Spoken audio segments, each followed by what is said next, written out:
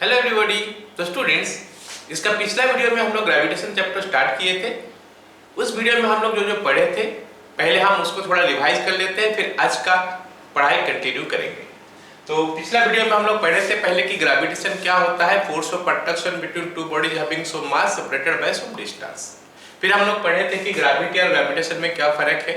Gravity क्या होता है, अगर अर्थ खींचता है किसी बॉडी को तो हम बोलते हैं कि बॉडी का ऊपर ग्रेविटी का फोर्स आ रहा है। अगर कोई इन जनरल दो बॉडी है उनका भीतर में जो फोर्स आता है that is called force of gravitation. Next, Newton's law of gravitation. Newton's law of gravitation क्या बोलता है कि वो जो बॉडी है वो दोनों में जो फोर्स आता है वो फोर्स का मैग्नीट्यूड क्या है वो न्यूटन्स लॉ ऑफ ग्रेविटेशन से पता चलता है। तो उनका हिसाब से क्या था, अगर to bodies having mass m1 and m2 are separated by some distance r, then the force between them is directly proportional to the product of their masses and inversely proportional to the square of the distance between them। अगर हम उनको combine कर देते हैं फिर हमारा जो formula निकल के आता है F = g m1 m2 by r square। m1 m2 ये दोनों का मास है, r तो ये दोनों का सेपरेशन है। इस g को हम लोग बोलते हैं universal gravitational constant. Universal gravitational constant का वैल्यू क्या होता है, अगर हम एसआई सिस्टम में बात करेंगे तो वैल्यू होता है 6.67 × 10⁻11 न्यूटन मीटर स्क्वायर kg⁻²। और अगर हम सीजीएस सिस्टम में बात करेंगे तो वैल्यू होता है 6.67 × 10⁻8। अब नेक्स्ट हम लोग पढ़े थे क्या, properties of gravitational force. Gravitational force क्या क्या उसका प्रॉपर्टीज है। पहला हम लोग देखे थे कि they are attractive in nature. उसके बाद हम लोग it is independent of the medium where the two bodies are kept, मतलब एयर में रखेंगे या फिर वाटर में रखेंगे या फिर ऑयल में रखेंगे या फिर कोई दूसरा प्लैनेट में रख देंगे तो किसी का ऊपर फर्क नहीं पड़ता। ओके, तो सब जगह में ग्रेविटेशनल फोर्स जो होता है सेम आता है। Then it holds good for a wide range of distances, काफी वाइड रेंज का फोर्स है ये। Then it is central force. Central force का मतलब क्या बोले थे बच्चों, जो इसका ऊपर फोर्स आता है इस बॉडी का ऊपर अगर ये फोर्स देता है तो along the line joining there centres आता है, तो इसीलिए हम इसको बोलते हैं क्या, सेंट्रल फोर्स। ओके, देन हम लोग और क्या पढ़े थे कि it is the weakest force in nature. तो पहला हो गया हमारा ग्रेविटेशनल फोर्स, सबसे कम होता है, उसके ऊपर होता है इलेक्ट्रोमैग्नेटिक फोर्स, उसके ऊपर होता है क्या, न्यूक्लियर फोर्स। न्यूक्लियर फोर्स सबसे स्ट्रॉन्ग फोर्स होता है। Then it is an action reaction pair. एक और हम लोग पढ़े थे क्या कि it obeys inverse square law. जैसे डिस्टेंस डबल हो गया तो फोर्स 1/2 का स्क्वायर दैट इज 1/4 टाइम्स आ जाएगा। डिस्टेंस अगर रिड्यूस हो गया हाफ तो फोर्स 2 का स्क्वायर हो जाएगा, 4 गुना हो जाएगा। इनवर्स स्क्वायर लॉ में चलता है। नेक्स्ट हम लोग पढ़े थे कि अगर ग्रेविटेशनल फोर्स अगर दो ठो बॉडी के अंदर देखते हैं, अर्थ के ऊपर दो बॉडी रखा गया है तो उनका अंदर अगर ग्रेविटेशनल फोर्स के बारे में बात करेंगे तो that is insignificant because of the small value. Example हम लिए थे कि 1 kg का दो मास को अगर 1 मीटर सेपरेशन में रख देंगे तो दोनों में फोर्स आता है 6.67 × 10⁻11 न्यूटन, जो कि काफी होता है, काफी कम होता है दूसरा बॉडी को खींचने के लिए। ऐसे अगर 60 kg 80 kg का बॉडी को रख दिया जाए तो भी उनका अंदर में उनका ऊपर जो फोर्स आता है that is very small, so they can not attract each other. Attract तो कर रहे हैं लेकिन एक बॉडी को दूसरा बॉडी पास में ला नहीं पा रहा। So this force is insignificant for the two bodies which are kept on the earth surface. Okay, या कहीं पे आसपास में कहीं पे रखे हैं तो फिर इनसिग्निफिकेंट हो जाता है because of the very small value. Then अगर ये फोर्स हम हेवनली बॉडीज के लिए लेते हैं तो ये काफी ज्यादा होता है और इसके लिए हम लोग एक्सप्लेन कर पाते हैं कि प्लैनेट्स सन का चारों कैसे घूम रहे हैं, सैटेलाइट अर्थ का चारों कैसे घूम रहा है। तो ये सब चीज का ऊपर हम देखे थे कि ये फोर्स काफी सिग्निफिकेंट है, ये सब चीज को ये एक्सप्लेन कर पा रहा है। So that is why this is important. तो ग्रेविटेशन चैप्टर हमको पढ़ के क्या पता चला, हम ये सब चीज एक्सप्लेन कर पाए कि प्लैनेट्स कैसे सन का चारों तरफ घूम रहा है, एक बॉडी क्यों नीचे गिर रहा है, ये सब चीज के बारे में हम एक्सप्लेनेशन कर पाए। So that is what we got after reading this chapter. यहाँ तक जितना तक पढ़े वहां से हमको इतना तक पता चल गया। Next, force due to gravity आज पढ़ेंगे। आज हम लोग पढ़ेंगे क्या, force due to gravity, acceleration due to gravity और मास और वेट के अंदर में क्या डिफरेंस है। तो सबसे पहले हम लोग पढ़ते हैं कि फोर्स ड्यू टू ग्रेविटी। बहुत सिंपल सा बात है बच्चों। फोर्स ड्यू टू ग्रेविटी क्या होता है the force with which earth attract a body. तो force with which earth attract a body मतलब it is also a gravitational force of attraction, लेकिन ये यहाँ पे दो बॉडी जो है, कोई भी दो देने वाला बॉडी नहीं है, एक बॉडी हमारा अर्थ हो गया। तो अर्थ अगर किसी बॉडी को खींचता है तो हम क्या बोलते हैं, दूसरा बॉडी का ऊपर फोर्स ड्यू टू ग्रेविटी आया है, अर्थ का ग्रेविटी के लिए उसका ऊपर फोर्स आया है। ऐसे अगर मून अगर किसी बॉडी का ऊपर फोर्स देता है तो हम क्या बोलते हैं, उस बॉडी का ऊपर force due to gravity of moon आया है। So force due to gravity का मतलब सिंपल बात है कि अर्थ जो उसको खींचता है तो उसके लिए जो फोर्स उसका ऊपर आया है तो that is called force due to gravity of earth. Of course the force with which earth attract a body is called the force due to gravity on the body.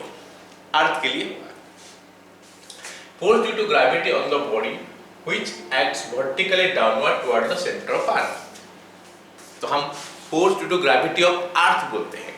यहाँ पे अगर हम अर्थ का बारे में बात करेंगे तो ग्रेविटी का फोर्स जो है उस बॉडी को कहाँ खींचता है, उसका ऊपर एक्ट तो करता है। कैसे एक्ट करता है, वर्टिकली डाउनवर्ड, और वर्टिकली डाउनवर्ड एक्ट करता है और कहाँ पे एक्ट करता है, towards the centre of earth. Okay, जैसे मान लेते हैं हम क्या कर रहे हैं, ये हम अर्थ सोच लेते हैं, हम सोच लेते हैं कि ये हमारा अर्थ है, ठीक है ना, ये हमारा अर्थ है और यहाँ पे कहीं पे एक और बॉडी रखा गया है, यहाँ पे एक बॉडी और रखा गया है, ठीक है ना।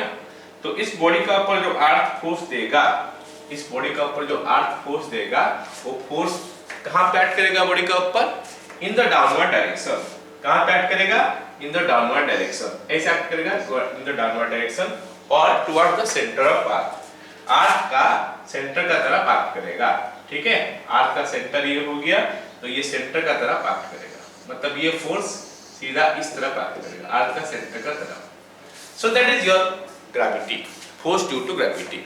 सिंपल बात है, it is also a gravitational force between two bodies, लेकिन यहाँ पे एक बॉडी है क्या, अर्थ। और ग्रेविटी का फोर्स किसका ऊपर गिर रहा है, इस बॉडी का ऊपर। किसके लिए गिरा, अर्थ के लिए। अगर ये मून होता, अगर ये मून होता और ये बॉडी हमारा कोई दूसरा वैसे कोई बॉडी होता तो इसका ऊपर जो फोर्स गिरता, अब हम उसको बोलते हैं क्या, force due to gravity of moon, force due to gravity of moon. यहाँ पे हम बोल रहे हैं क्या, force due to gravity of earth. तो सिंपल सा बात हो गया, फोर्स ड्यू टू ग्रेविटी क्या है, फाइनली हम क्या कंक्लूजन ड्रॉ कर लिए, एक बॉडी का ऊपर अगर अर्थ या फिर कोई प्लैनेट एक फोर्स डालता है तो उनका ग्रेविटी के लिए जो फोर्स आया उसको बोलते हैं फोर्स ड्यू टू ग्रेविटी। और force due to gravity body का ऊपर एक्ट कहां करता है, always act vertically downward towards the centre of earth. Okay, अब हम निकालते हैं कि अगर एक body on the surface of earth है तो उसका ऊपर फोर्स ड्यू टू ग्रेविटी कितना आता है। तो let me show you, this is your earth. मान लेते हैं अर्थ है और ये एक बॉडी जो कि अर्थ का सरफेस के ऊपर है। दिखाने के लिए नहीं दिखाई देगा इसलिए इतना बड़ा ड्रॉ किया गया है, लेकिन ये काफी छोटा है। इतना छोटा है कि इसका सेंटर और अर्थ का सेंटर जो है, ये दोनों में जो डिस्टेंस है वो रेडियस ऑफ अर्थ हम लोग मान सकते हैं। तो इस बॉडी का ऊपर ग्रेविटी का फोर्स कितना आता है, लेट अस सी। तो ग्रेविटी का फोर्स क्या होता है बच्चों, it is the force of attraction या फिर gravitational force of attraction of the body and the earth. Earth इसको जितना फोर्स देता है, अब वो तो हमारा फॉर्मूला आ गया Gm1 m2/r²। यहाँ पे m1 क्या है, ये बॉडी का मास जो कि अर्थ का मास है, m2 क्या है, इस बॉडी का मास जो कि m है, डिस्टेंस r क्या होता है, रेडियस ऑफ अर्थ। तो अगर हम उसको अप्लाई कर देंगे तो force due to gravity is F is equal to G, m1 का वैल्यू me, m2 का वैल्यू m/r²। मतलब ये जो है ना, ये फॉर्मूला बन गया ग्रेविटी का फोर्स अगर एक बॉडी अर्थ का सरफेस का ऊपर है। अगर अर्थ का सरफेस का ऊपर नहीं है तो मान लेते हैं अर्थ का सरफेस से ऊपर आता है थोड़ा, अर्थ का सरफेस से कितना हाइट आ गया, h हाइट ऊपर आ गया। मान लेते हैं बॉडी हम यहाँ पे अभी रख रहे हैं जो कि at a height of h from the surface of earth है। अर्थ सरफेस से h हाइट में एक बॉडी रखा गया है, ये हाइट h में रखा गया, तो उसका ऊपर ग्रेविटी का फोर्स कितना एक्ट करेगा। तो फॉर्मूला हम सेम लगाते हैं, F is equal to G into m1। m1 मतलब अर्थ का मास हो गया, m2 मतलब उस बॉडी का मास हो गया, बाय अब ये बॉडी और अर्थ ये दोनों में जो डिस्टेंस हो गया r प्लस h हो गया, this is r plus h का होल स्क्वायर। इसका मतलब अर्थ सरफेस पे अगर एक बॉडी है तो उसका ऊपर ग्रेविटी का फोर्स सबसे ज्यादा आता है। सरफेस अगर ऊपर चले जाएंगे तो ग्रेविटी का फोर्स आस्ते आस्ते घट जाता है। So that is what we will get. इसीलिए हम लोग जैसे जैसे ऊपर जाते हैं अर्थ सरफेस का ऊपर, अर्थ अपने आप को जो अपना आपको खींचता है जो वो फोर्स आस्ते आस्ते घट जाता है, ठीक है। और अगर हम लोग स्पेस में चले जाते हैं तो अर्थ हमको खींच नहीं पाता है। So this is what we got. अब बात हो गया कि अगर gravity on a body of mass 1 kg, अगर एक 1 kg वाला मास को हम लोग अर्थ सरफेस के ऊपर रख देंगे तो उसका पर ग्रेविटी का फोर्स कितना आएगा। सिंपल सी बात है, ये फॉर्मूला में अगर हम me अर्थ का मास लिख लेंगे और m 1 kg डाल देंगे, और सॉरी ये फॉर्मूला नहीं, ये फॉर्मूला और r रेडियस ऑफ अर्थ डाल देंगे, g का वैल्यू अपना डाल देंगे, फिर कैलकुलेशन करके देखेंगे कितना हो रहा है। So this is the formula, f is equal to 6.67 into 10 to the power minus 11, फिर अर्थ का मास हो गया कितना 5.96 into 10 to the power 24, then mass of the body, body का मास हमारा 1 है तो it will be 1, alright, and then what is that r का square 6.37 into 10 to the power 6 जो दिया गया है उसका स्क्वायर। इसको अगर हम कैलकुलेशन करते हैं फाइनली हमको मिलता है क्या 9.8 न्यूटन। मतलब अगर 1 kg का मास एक तो अर्थ का सरफेस हम लोग रख लेंगे तो उसका ऊपर जो ग्रेविटी का फोर्स आता है that is 9.8 Newton. Got it all of you? Simple बात है। तो अगर 1 kg का ऊपर 9.8 न्यूटन आता है, अगर हम बोलेंगे कि 5 kg का ऊपर कितना आएगा तो 5 into 9.8, 10 kg का ऊपर कितना आएगा 10 into 9.8। So this is the force with which earth is attracting a body. This is the force with which earth is attracting a body. So the value of force due to gravity on a body of mass 1 kg is 9.8 Newton. Hence, earth attract a body of mass 1 kg with a force of 9.8 Newton towards its center. Got it all of you? तो ये force due to gravity हमारा था। Force due to gravity में हम लोग क्या क्या चीज डिस्कस किए बच्चों? फोर्स ड्यू टू ग्रेविटी में हम लोग डिस्कस किए कि फोर्स ड्यू टू ग्रेविटी क्या होता है। दैट इज अर्थ अगर एक बॉडी अपने तरफ खींचता है तो उसी को हम लोग बोलते हैं force due to gravity of earth. अगर हम बॉडी को जिसका मास m है उसको सरफेस ऑफ अर्थ में रखते हैं तो उसका पर फोर्स ड्यू टू ग्रेविटी कितना आता है F is equal to G into me, that is mass of earth into m mass of the body divided by r square। अगर बॉडी को अर्थ सरफेस से कुछ हाइट में ले लेते हैं तो फिर हमारा फोर्स ड्यू टू ग्रेविटी थोड़ा घट जाता है और फॉर्मूला क्या आता है G me into m divided by r plus h का होल स्क्वायर। अगर बॉडी का मास 1 kg है उसको अर्थ का सरफेस के ऊपर रखते हैं तो हमारा ये फॉर्मूला आता है, मतलब वैल्यू आता है 9.8 newton. This is what we have read. और अगर ऐसे अर्थ का रेडियस जो है ना that is 6.37 into 10 to the power 6 metre या फिर 6370, कभी-कभी 6400 लेके भी हम कैलकुलेशन करते हैं। मान लेते हैं 3400 किलोमीटर है तो अगर हम अर्थ सरफेस से 2 मीटर ऊपर है तो भी हम उसको हाइट मानते नहीं है क्योंकि it is negligible as compared to 6400 kilometre. तो उस समय भी हम बोलते हैं कि this is gm by r square formula ही लगाते हैं। 1 मीटर 2 मीटर 3 मीटर ये सब नेग्लिजिबल हो जाता है तो उसी को हम सरफेस ऑफ अर्थ मान लेते हैं जब तक हम काफी ऊपर ना आए, ठीक है। Okay, next acceleration due to gravity. Acceleration due to gravity, तो बच्चों एक्सीलरेशन ड्यू टू ग्रेविटी क्या होता है उसको बताने के लिए let me give you this example. ये एक्सपेरिमेंटली हम देख सकते हैं। एक्सपेरिमेंटल हमको ये मिला है कि जैसे एक बॉडी को अगर हम कुछ हाइट से छोड़ देते हैं, ड्रॉप कर देते हैं, तो t इज इक्वल टू 0 में मैं ड्रॉप किया बॉडी को तो ऑब्वियसली उसका वेलोसिटी उस समय 0 होगा या फिर स्पीड हम बोल सकते हैं कि 0 होगा उस समय।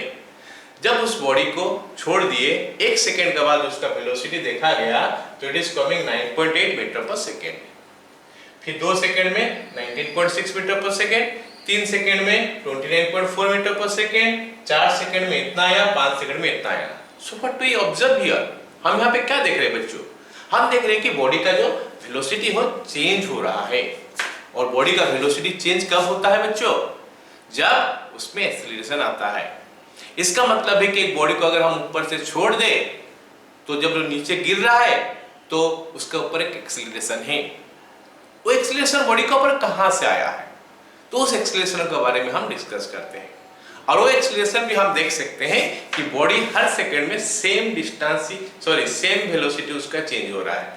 यहाँ पे 9.8 हो गया, फिर 9.8 जोड़ देंगे तो 9.8 और 9.8 19.6 होता है, इसमें 9.8 जोड़ेंगे तो 29.4 आता है। मतलब वेलोसिटी जो चेंज हो रहा है हर सेकंड में 9.8 मीटर चेंज हो रहा है, मतलब 9.8 मीटर पर सेकंड स्क्वायर इसका एक्सीलरेशन है। तो एक्सीलरेशन कहां से आया? तो हम लोग बच्चों न्यूटन्स फर्स्ट लॉ में ये पढ़ चुके हैं कि एक बॉडी का ऊपर अगर एक फोर्स डाला जाता है तो उसमें एक्सीलरेशन आता है। मतलब acceleration because of the force is coming. तो जब तक कहीं से फोर्स नहीं गिरेगा बॉडी के ऊपर एक्सीलरेशन नहीं आएगा। तो क्योंकि ये बॉडी में एक्सीलरेशन है, कहीं ना कहीं तो फोर्स गिर रहा होगा। तो अगर हम फ्रीली फॉलिंग बॉडी के बारे में बात करते हैं तो उसके ऊपर एक ही फोर्स आता है, that force is force due to gravity.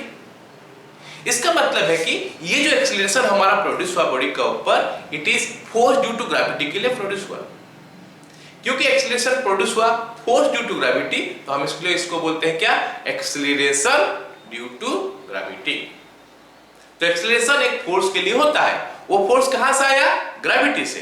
तो इसीलिए इसको बोलते हैं acceleration due to gravity. Gravity के लिए एक्सीलरेशन आया। So every freely falling body जो है सब फ्रीली फॉलिंग बॉडी का ऊपर ये एक्सीलरेशन ऐड करता है, इसको बोलते हैं एक्सीलरेशन ड्यू टू ग्रेविटी। ये एक्सीलरेशन है, इसका मतलब वेक्टर क्वांटिटी है, मतलब इसका डायरेक्शन भी होना चाहिए। तो ऑब्वियसली इसका डायरेक्शन क्या है? टुवर्ड द सेंटर ऑफ अर्थ। क्योंकि ग्रेविटी का फोर्स सेंटर ऑफ अर्थ का तरफ एक्ट करता है, तो इसका डायरेक्शन भी सेंटर ऑफ अर्थ की तरफ एक्ट कर रहा है। इसको हम लोग स्मॉल g नाम से डिनोट करते हैं। Acceleration due to gravity is denoted by small g। हर फ्रीली फॉलिंग बॉडी के लिए एक्सीलरेशन जो होता है वो स्मॉल g होता है। इंटरेस्टिंग सा बात है। हम तो न्यूटन्स लॉ ऑफ ग्रेविटेशन पढ़ रहे, ग्रेविटी तो पढ़ रहे। अब यहाँ पे गैलीलियो के बारे में बात बताया गया है। गैलीलियो क्या बोल रहे हैं? गैलीलियो ही पहले थे जो कि मोशन अंडर ग्रेविटी के बारे में स्टडी कर रहे थे, और उनका स्टोरी से ये पता चला ऑफकोर्स फेवरेबल कंडीशन होना चाहिए। वो फेवरेबल कंडीशन क्या है? हम एयर नहीं रखेंगे, एक जगह को वैक्यूमाइज कर देंगे। जब एक जगह को वैक्यूमाइज कर देंगे उसके बाद वहां से अगर कुछ हाइट से 2-3 डिफरेंट बॉडीज को हम ड्रॉप करेंगे, अलग अलग टाइप का। एक हल्का सा हो सकता है, एक भारी सा हो सकता है, एक मीडियम वाला वेट वाला हो सकता है। तीनों को छोड़ेंगे तो वहां पे ऑब्जर्व क्या किया गया? तीनों का तीनों सेम समय में नीचे आके पहुंचते हैं। अब अगर हम प्रैक्टिकली सोचेंगे, जस्ट थिंक, इमेजिन करें कि हम एक क्रिकेट बॉल को ड्रॉप कर रहे हैं। क्रिकेट बॉल जो कि सॉलिड वाला बॉल होता है वो बॉल को ड्रॉप कर रहे हैं, या फिर एक लोहा का बॉल को ड्रॉप कर रहे हैं, और कुछ कॉटन को हम ड्रॉप कर रहे हैं। डू यू थिंक कि both will reach the ground at the same time? Obviously not. This is not happening in our day to day life. But Galileo जो ऑब्जर्व किए थे उनको ये मिला था, तो वो एक फेवरेबल कंडीशन था, वैक्यूमाइज किया गया था एरिया को, तो जाके मिला।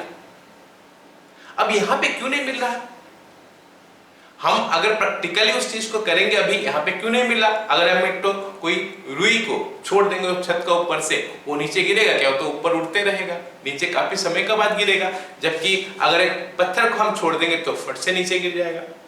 सेम टाइम में तो नीचे नहीं गिरेगा, लेकिन अकॉर्डिंग टू गैलीलियो उनका जो एक्सपेरिमेंट हुआ था उससे वो सेम टाइम में गिरना चाहिए था। सो प्रैक्टिकली ये क्यों नहीं हो रहा? Because of the presence of air. Air is giving friction. Air friction के लिए, एयर रेजिस्टेंस के लिए वो जो हल्का सा बॉडी जो है, जो रुई का बात कर रहा हूं, वो नीचे नहीं पहुंच रहा है सेम समय में, but it should fall eight the same time अगर हम चीजें को वैक्यूमाइज कर देंगे। लेकिन इतना पक्का बात है कि everybody is coming at the same time and everybody का जो स्पीड है वो सेम उपाय में चेंज होते होते जाता है, जो मैं यहाँ पे दिखा रहा था। हर बॉडी 0 से जाएगा, 1 सेकंड के बाद 9.8, 2 सेकंड के बाद 19.6, 3 सेकंड के बाद 29.4 मीटर पर सेकंड उनका स्पीड होते रहेगा। सो अगर फेवरेबल कंडीशन आया, so that will happen. Anyway, क्योंकि ये एक्सेलरेशन आया due to the force of gravity, तो इसीलिए हम इसको बोलते हैं एक्सेलरेशन ड्यू टू ग्रेविटी। तो value of g, acceleration due to gravity का वैल्यू क्या होता है? एवरेज वैल्यू जो है it is coming out to be 9.8 metre per second square. और ये अर्थ के लिए है एक्सेलरेशन ड्यू टू ग्रेविटी इतना है, क्योंकि अर्थ जितना फोर्स से खींचता है दूसरा बॉडी को, और दूसरा प्लैनेट अलग फोर्स से खींचेगा ऑफ कोर्स। अगर हम मून का बात करेंगे एग्जांपल का हिसाब से, जो हमारा अर्थ बॉडी को जितना फोर्स से खींचता है, मतलब अर्थ का ग्रेविटी जितना है, मून का ग्रेविटी उससे 6 गुना कम है, 1/6 टाइम्स। तो अर्थ के लिए एक्सेलरेशन टू ग्रेविटी जितना है, मून का एक्सेलरेशन ग्रेविटी उसका 6 गुना कम हो जाएगा। फिर मतलब g of moon is equal to 1/6 of g of earth. Earth का एक्सेलरेशन टू ग्रेविटी जितना है, मून का एक्सेलरेशन ग्रेविटी उससे 6 गुना कम है। Okay, now let us establish A relationship between small g and capital G। Small g और capital G में एक relation establish करते हैं। उसके लिए हम क्या करते हैं, एक बॉडी को अर्थ का सरफेस के ऊपर रखते हैं, फिर उसके ऊपर फोर्स निकालते हैं 2 वे में। एक हो गया क्या, force due to gravity use करके, और दूसरा हो गया क्या, ग्रेविटेशनल फोर्स ऑफ अट्रैक्शन। बाद में हमको पता चला कि दोनों तो सेम चीज है, तो फिर दोनों को इक्वेट कर देंगे। तो अगर बॉडी का मास m है, उसको अर्थ का सरफेस के ऊपर रखा गया है, तो उसको ग्रेविटी का फोर्स आता है mg, और अगर ग्रेविटेशनल फोर्स ऑफ अट्रैक्शन हम यूज करेंगे तो F is equal to G me m by r स्क्वायर। क्योंकि सेम बॉडी का ऊपर फोर्स है और सेम ऑब्जेक्ट के लिए, मतलब स्मॉल m का ऊपर फोर्स है अर्थ के लिए, ये भी और ये भी, तो दोनों सेम होना चाहिए। तो दोनों का अगर मैं इक्वेट कर देता हूं तो mg का वैल्यू होता है capital G me by r square. तो यहां से आपको दिखाई दे रहा है कि हमारा जो स्मॉल g है ना, वो स्मॉल g का वैल्यू कितना हो गया, capital G me by r square. अब ये हो गया क्या, अर्थ का सरफेस का ऊपर में एक बॉडी रख के हम ये निकालें। अगर बॉडी को अर्थ का सरफेस पे ना रख के मून का सरफेस पे रखते हैं, अगर बॉडी को हम कोई दूसरा प्लैनेट का सरफेस पे रखते हैं, तो यहाँ पे चेंजेस क्या आता, ये कैपिटल G तो चेंज होने वाला नहीं है, क्योंकि ये यूनिवर्सल ग्रेविटेशनल कांस्टेंट है। R चेंज हो जाएगा, वो प्लैनेट का या फिर मून का जो रेडियस है वही आ जाएगा, और me मास ऑफ अर्थ है, वो प्लैनेट का मास जो वही आ जाएगा। तो अगर ये रिलेशन को मैं देखता हूं तो G का वैल्यू अलग अलग आएगा अलग प्लैनेट में, क्योंकि M, E और R, M और R, M हो गया mass of the planet, we can say R हो गया रेडियस ऑफ द प्लैनेट, तो वो चीज चेंज होता है। तो अगर कोई दूसरा प्लैनेट में हम ले लेते हैं, तो उस प्लैनेट का जो एक्सेलरेशन ड्यू टू ग्रेविटी है वो इतना आ जाएगा, Gp is equal to G capital G जो कांस्टेंट है mp बाय rp का स्क्वायर। तो G mp हो गया mass of the planet, rp हो गया radius of the planet. Okay, अगर हम बात करते हैं मून का बारे में, तो G का वैल्यू हो गया Gm gravity acceleration due to gravity of moon is equal to G mass of moon by radius of moon का स्क्वायर। रेडियस ऑफ मून हो गया 1.75 into 10 to the power 6 इसका स्क्वायर, फिर G into mm mass of moon 7.36 into 10 to the power 222 kg।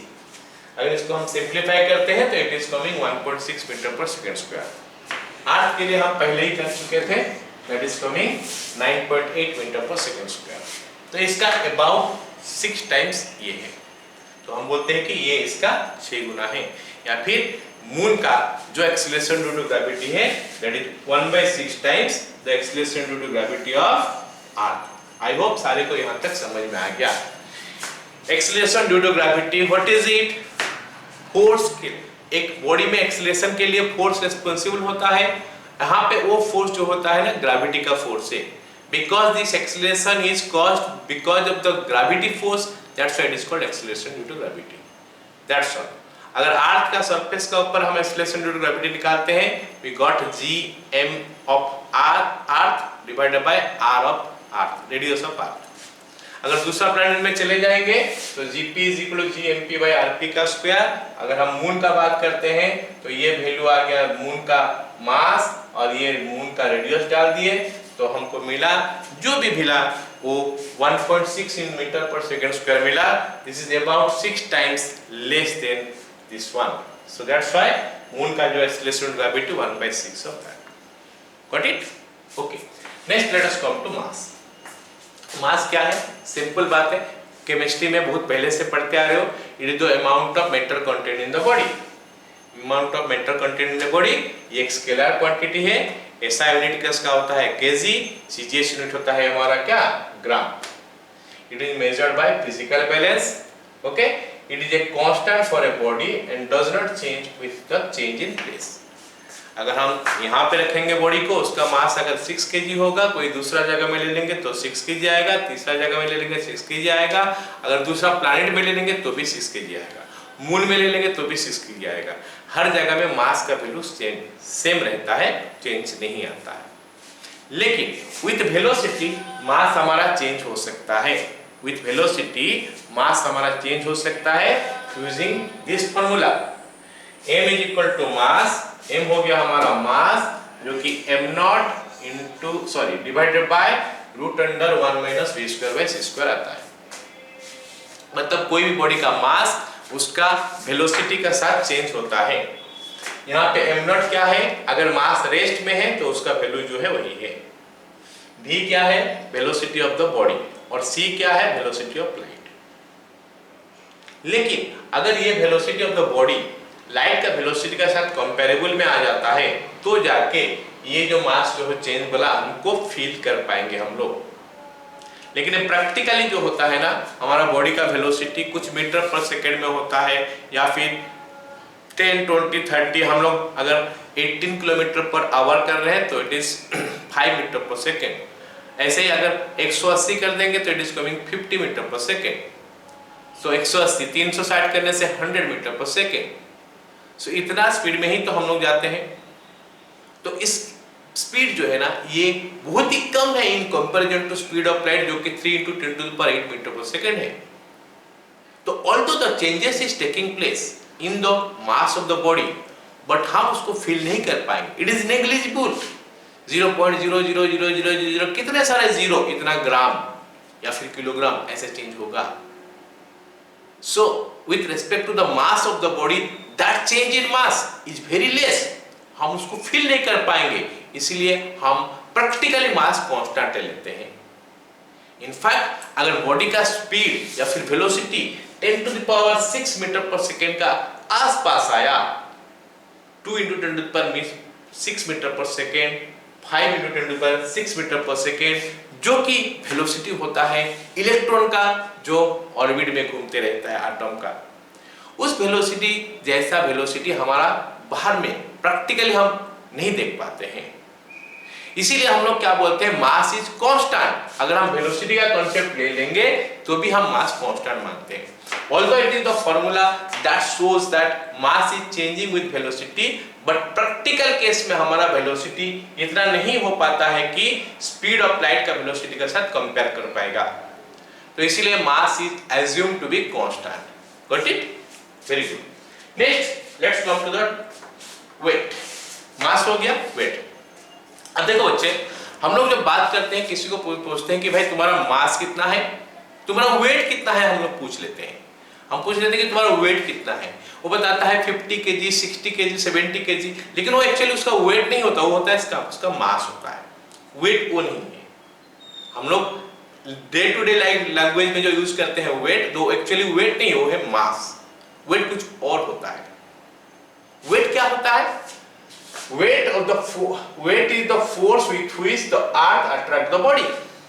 हम अगर surface of अर्थ के बारे में बात करते हैं तो अगर अभी हम अर्थ सरफेस के ऊपर खड़े हैं या सरफेस से थोड़ा ऊपर खड़े हैं एक्सेप्ट ये सब चीज में, हम पूछते हैं कि वेट कितना है, इसका मतलब है कि अर्थ जितना फोर्स से खींचता है वो वेट होता है. अगर बॉडी को हम मून में लेके चले जाएंगे, अगर हम उस समय पूछेंगे वेट कितना है, तो force with which earth attract a body नहीं होगा. उस समय क्या होगा? Force with which moon attract a body. अब अर्थ एक बॉडी को जितना फोर्स से अट्रैक्ट करता है, क्या मून उतना फोर्स से अट्रैक्ट करता है? ऑब्वियसली नहीं. अर्थ ज्यादा फोर्स से अट्रैक्ट करता है, मून धीरे में अट्रैक्ट करता है। इसीलिए अर्थ का ऊपर एक बॉडी का वेट जितना है मून का ऊपर उससे कम ही होता है। That means weight is a variable quantity, mass is a constant quantity. कहीं पे भी रख दिया जाए, अर्थ में, मून में, दूसरा प्लैनेट में, स्पेस में, मास सेम रहता है। But weight is a variable quantity, weight changes because weight क्या होता है? Force with which the earth या फिर प्लैनेट या फिर मून अट्रैक्ट करता है बॉडी को। और वेट का फॉर्मूला हम कैसे निकालते हैं? Mass into acceleration due to gravity. Acceleration due to gravity of earth हो सकता है, acceleration due to gravity of moon हो सकता है, acceleration due to gravity of कोई दूसरा प्लैनेट हो सकता है। जी उस प्लैनेट का जो भी है वही एक्सीलरेशन ड्यू टू ग्रेविटी हम यूज करते हैं।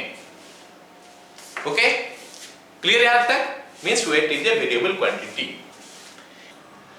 तो वेट क्या होता है बच्चों? Weight is a vector quantity और इसका डायरेक्शन क्या होता है? Towards the centre of earth या फिर सेंटर ऑफ प्लैनेट या फिर सेंटर ऑफ मून, जो भी है। इसका यूनिट क्या होता है? ऐसा यूनिट हो गया न्यूटन और सीजीएस यूनिट होता है डाइन, क्योंकि एक फोर्स है। वेट को हम मेजर कैसे करते हैं? बाय स्प्रिंग बैलेंस, जो कि कैलिब्रेटेड होता है। कैलिब्रेटेड का मतलब क्या है बच्चों? कि वो पहले से उसमें मार्किंग किया गया है डायरेक्टली इन न्यूटन। हम जैसे वेट स्प्रिंग बैलेंस में किसी भी बॉडी को अगर हम झुला देते हैं तो वो अपना मास ही देता है, लेकिन मास के साथ acceleration due to gravity multiply करके उसमें हमारा वेट डायरेक्ट लिखा जाता है, इन न्यूटन डायरेक्ट दे देता है। इट इज नॉट कांस्टेंट, जैसे मैं पहले बताया कि डिपेंड करता है जी का ऊपर, और अलग अलग जगह में जी का वैल्यू अलग अलग है, तो वेट भी अलग अलग जगह में अलग आता है। Next, gravitational unit of weight. ये जो हम यूनिट बात किए, ये न्यूटन और डाइन, ये हमारा क्या होता है? Absolute unit. अगर हम ग्रेविटेशनल यूनिट के बारे में बात करेंगे तो यहाँ पे पहले मैं बता देता हूँ कि 1 newton is equal to 10 to the power 5 dyne होता है। तो पहले भी हम लोग पढ़ चुके हैं जब हम लोग पढ़ रहे थे laws of motion, Newton's laws of motion. अब ये ग्रेविटेशनल यूनिट ऑफ वेट है। जैसे फोर्स में ग्रेविटेशनल यूनिट पढ़े थे और एब्सोल्यूट यूनिट पढ़े थे, तो ग्रेविटेशनल यूनिट ऑफ वेट हो गया केजी फोर्स और ग्राम फोर्स। और what is the relation between kg force and newton? 1 kg force is equal to 9.8 newton और 1 gram force is equal to 980 dyne. अगर हम 9.8 लेते हैं एक्सीलरेशन ड्यू टू ग्रेविटी को, अगर हम एक्सीलरेशन ड्यू टू ग्रेविटी को 10 लेते हैं, तो फिर 1 kg force is equal to 10 newton हो जाएगा और 1 gram force is equal to 1000 dyne, ऐसा हो जाएगा। ठीक है, ओके, राइट। तो weight of a body of mass m kg is directly m kgf। अगर मैं 10 kg का मास लेता हूं, उसको ग्रेविटेशनल यूनिट में एक्सप्रेस करने के लिए बोलता हूं उसका वेट कितना है, तो 10 kgf। न्यूटन में लेकिन अलग होगा, m into g करना पड़ेगा। Okay, now let's come to solve some question. कुछ क्वेश्चन सॉल्व करते हैं, देखते हैं कि यहाँ से हम क्या पता कर पाते हैं। ठीक है, what is the force of gravity and wait of A block of mass 10.5 kg? 10.5 kg। तो फोर्स ऑफ ग्रेविटी बच्चों, फोर्स ऑफ ग्रेविटी क्या होता है? mg। और वेट क्या होता है? वो भी mg होता है। तो बेसिकली फोर्स ऑफ ग्रेविटी और वेट दोनों सेम चीज है। तो अगर हम वैल्यू निकालेंगे W is equal to m into g, और अगर g का वैल्यू मैं 10 ले लेता हूँ, तो 10.5 इंटू 10 इस मेक्स इट 105 और न्यूटन। एक्चुअली ये दोनों केस में सेम ही आएगा, क्योंकि force of gravity and weight दोनों सेम ही होता है। नेक्स्ट क्वेश्चन में आते हैं। क्वेश्चन क्या बोला है? State the magnitude and direction of force of gravity acting on a body of mass 5 kg। तो सेम क्वेश्चन है, फोर्स निकालने के लिए बोला है, सॉरी फोर्स ऑफ ग्रेविटी निकालने के लिए बोला है, जो कि वेट ही होता है। W is equal to mg, that is equal to m का वैल्यू 5 है, g का वैल्यू अगर मैं 9.8 यहाँ पे लेता हूँ तो it is giving me 49 Newton. अब पूछोगे सर एक जगह में 10 लिए, एक जगह में 9.8 लिए, ऐसा क्या? एक्चुअली दोनों में हम 10 ले सकते हैं या फिर दोनों में 9.8 ले सकते हैं। हमको कैलकुलेशन जहाँ पे इजी लग गया जो वहाँ हम कर सकते हैं। बेसिकली बहुत सारे क्वेश्चन में हमको देता है कि जी का वैल्यू इतना लो, लेकिन अगर हमारा कैलकुलेशन डिफिकल्ट हो जा रहा है 9 पॉइंट लेने से, तो इन दैट केस हम 10 लेके भी कर सकते हैं, या फिर क्वेश्चन में अगर दिया होगा तो we'll use that one. Means 9 point and 10, 9.8 metre per second square या फिर 10 मीटर पर सेकेंड स्क्वायर, हम दोनों ही ले सकते हैं एक्सीलरेशन ड्यू टू ग्रेविटी को for numerical point of view. But अगर हम थ्योरी में पढ़ेंगे कि एक्सीलरेशन ड्यू टू ग्रेविटी का वैल्यू कितना है, एवरेज वैल्यू, हम बोलेंगे 9.8 metre per second square. Next, what will be the weight of a body of mass m kg at the center of earth? बच्चों, अर्थ का सेंटर में जो एक्सीलरेशन ड्यू टू ग्रेविटी है ना, वो होता है 0। लेट मी टेल यू कि एक्सीलरेशन ड्यू टू ग्रेविटी जो हम बोलते हैं कि एक्सीलरेशन ड्यू टू ग्रेविटी का एवरेज वैल्यू है 9.8 metre per second square, but it's not that earth का हर जगह में 9.8 मीटर पर सेकेंड स्क्वायर है। सबको पता है कि अर्थ एग्जैक्टली स्फेरिकल तो नहीं है, कुछ इस टाइप का होता है। ये हमारा क्या होता है, पोल रीजन होता है, और ये हमारा इक्वेटर रीजन होता है। ये पोल जो है ना, इस केस में इसका रेडियस जो है ना थोड़ा कम होता है इन कंपैरिजन टू इक्वेटर। तो पोल का रीजन में अर्थ बॉडी को बहुत ज्यादा जोर से खींचता है इन कंपैरिजन टू इक्वेटर। मतलब यहाँ पे एक्सीलरेशन ड्यू टू ग्रेविटी कम होता है, सॉरी ज्यादा होता है, और यहाँ पे कम होता है। मतलब अर्थ सरफेस पे भी हर जगह में acceleration due to gravity same नहीं होता है, अलग अलग होता है। और अगर एक्सीलरेशन ड्यू टू ग्रेविटी के बारे में बात करूं, सेंटर ऑफ अर्थ में इट इज 0। हम जैसे अर्थ सरफेस से ऊपर जाते हैं, एक्सीलरेशन ड्यू टू ग्रेविटी कम होते होते जाता है, जैसे सरफेस से नीचे आते हैं तो भी कम होते रहता है।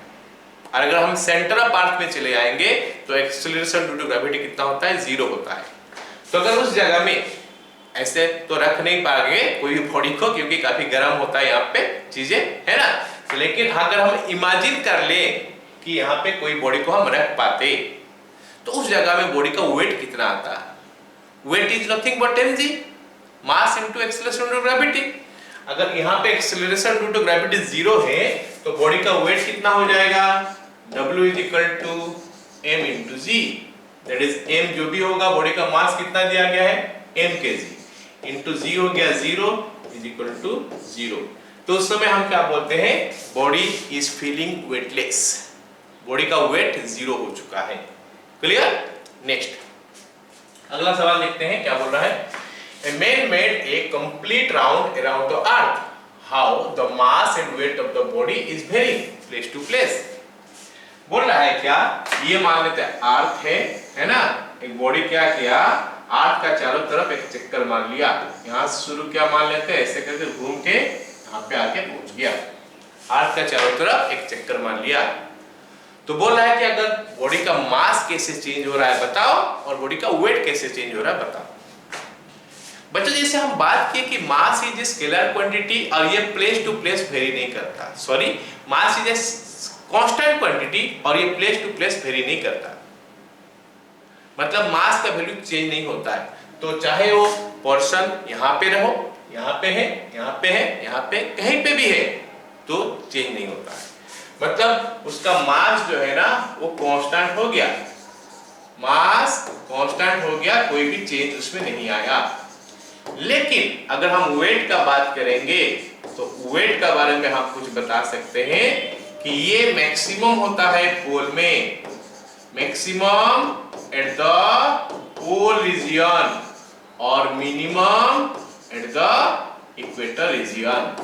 इक्वेटर में जो वेट है कम हो जाता है। मतलब अर्थ सरफेस पे भी हम घूमते जाएंगे अगर पूरा, तो पोल में हमको अपना वेट ज्यादा फील होगा और इक्वेटर में कम फील होगा वेट। ठीक है, okay. Next, the weight of a body on surface of earth is 98 Newton.